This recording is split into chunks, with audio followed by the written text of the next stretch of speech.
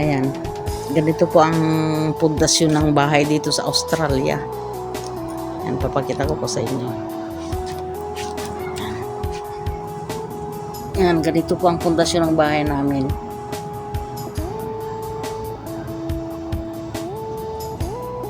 Ayan.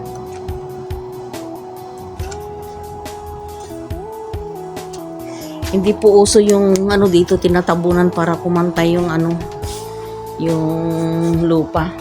Kasi ang mahal-mahal ho ng ano, ng pangpatabon ng lupa rito. Yan.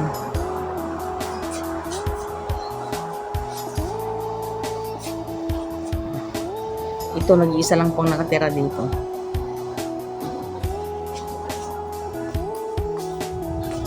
Ito yung laundry area, tapos CR din dito sa labas.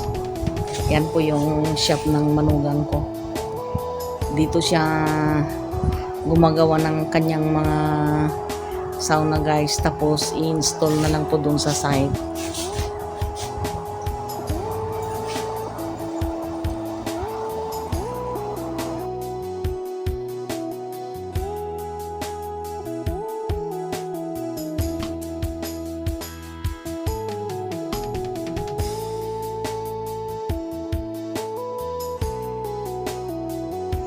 Ganito po ang bahay dito sa Australia guys. Ganito ho ang harapan ng bahay ng anak ko. Sa una ho, yung haligi ng bahay ho nila, kung napapansin po ninyo, maliit lang. Ayan po yung papaya ko na ano, nasa timbang, laki-laki na. Sana nga po tuloy-tuloy na ang paglaki nito. Ayan. Ikumpara mo sa mga itinanim ko sa lupa. Ang hirap lumaki. Ayan, ito po yung aking kalamansi.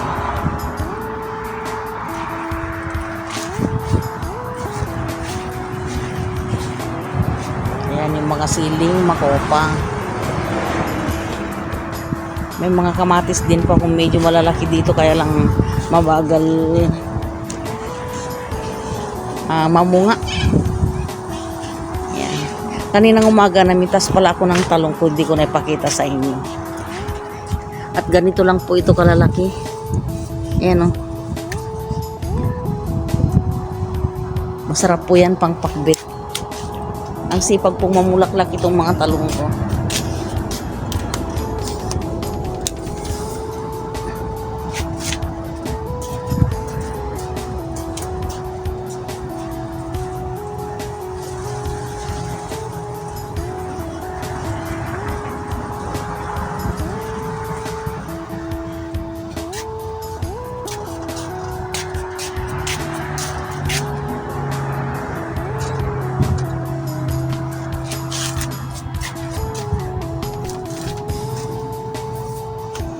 Halina't mamitas po tayo ng kamatis.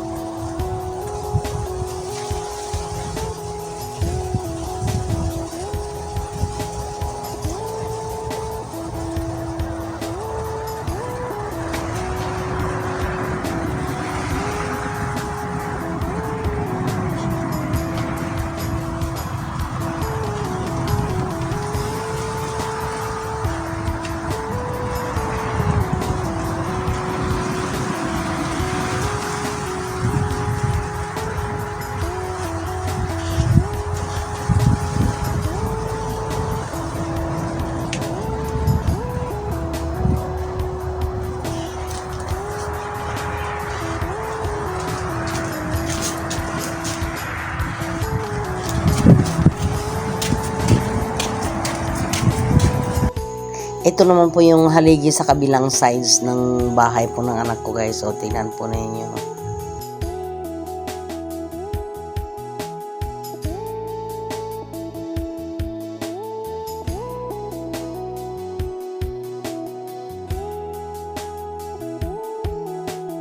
Wala na yung mga batang naglalaro kanina. Yan. Papakita ko po sa inyo.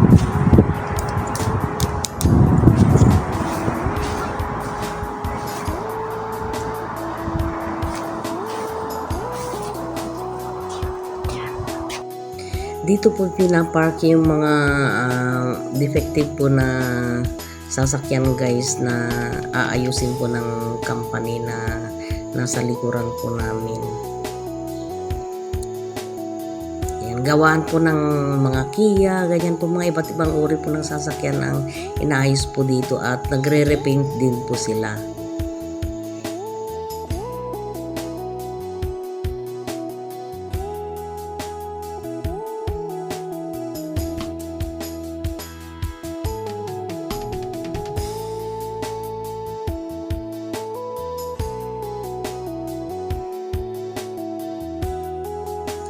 Pansinin po ninyo yung design po ng lupa dito sa Australia.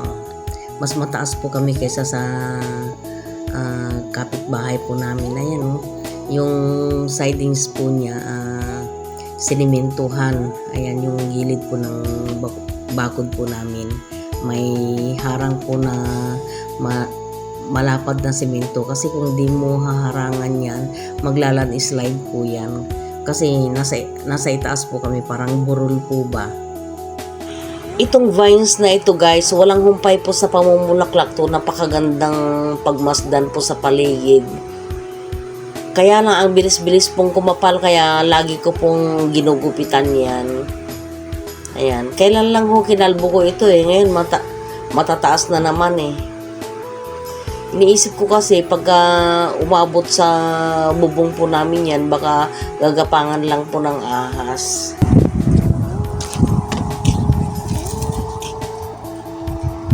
Ayan, tignan niyo yung ano namin, yung sugar cane. Tapos ayan naman yung ipil-ipil. Ayan, dito guys, ang ipil-ipil kinakain nila. Ayan, nakikita po ninyo, ang dami-daming bunga. Hindi ko po tinatanggal kasi yung may mga nanghingi rin po dito. Ayan po yung mga cherry tomato dito sa likod.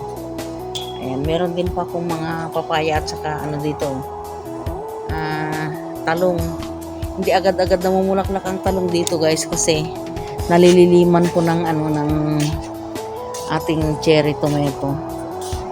Huminto na rin po sa pamumunga nitong aking strawberry.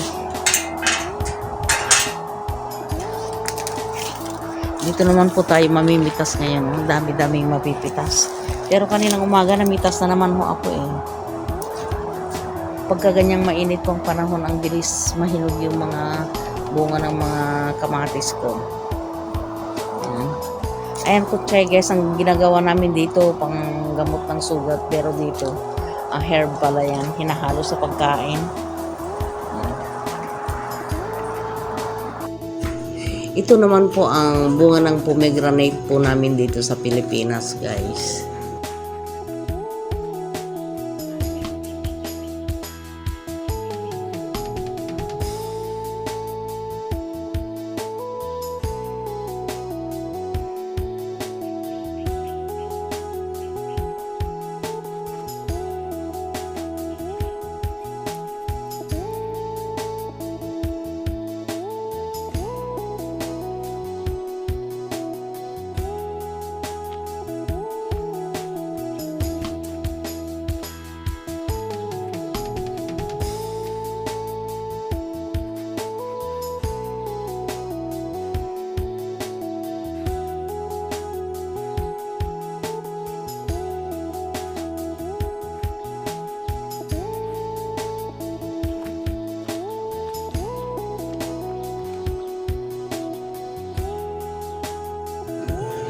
At ito naman ang bahay nila dito sa Pilipinas, guys.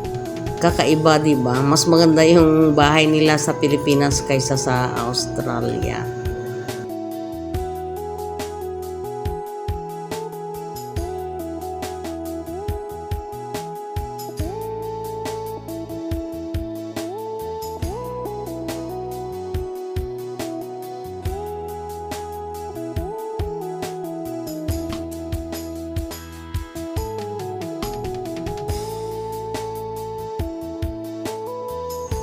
At ito naman po ang aking garden po dito sa Pilipinas.